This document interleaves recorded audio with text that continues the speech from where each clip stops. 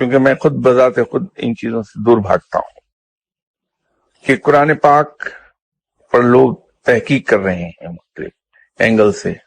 سب سے پہلے بائبل پر تحقیق ہوئی تھی اور اب قرآن پاک کی طرف رخ کیا.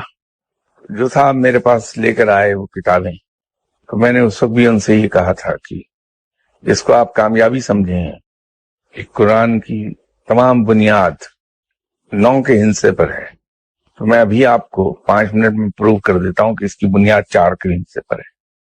اور جب میں وہ پروو کر چکوں اور آپ کنونس ہو جائیں تو پھر میں اسے یہ پروو کر دوں گا کہ قرآن کی بنیاد 6 کے ہندسے پر ہے، اور فائنلی میں اسے 7 پر پروو کر دوں گا.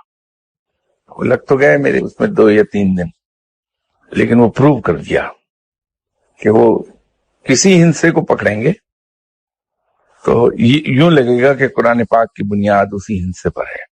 قرآن پاک کی ڈیوائن بک ہونے کا یہی ثبوت ہے. اس کی تحقیق کسی انداز میں کر لیجئے وہ اس پر پورا ہو جائے گا، اس لیے کہ جس چیز پر اس کی بنیاد ہے وہ کسی کے علم میں ہی نہیں ہے. تو یوں بھٹکتا رہے گا انسان، اور ہر آدمی اپنی جگہ یہ سمجھے گا کہ میں نے تحقیق مکمل کر لی ہے. یہ قرآن پاک کا ایک اعجاز ہے، کیونکہ وہ در حقیقت کلام الہی ہے. آپ اس کو کسی میزان پہ تولیے وہ پورا اترے گا، کسی بیلنس پر اسے لے جائیے پھر بیٹھ جائے گا وہ.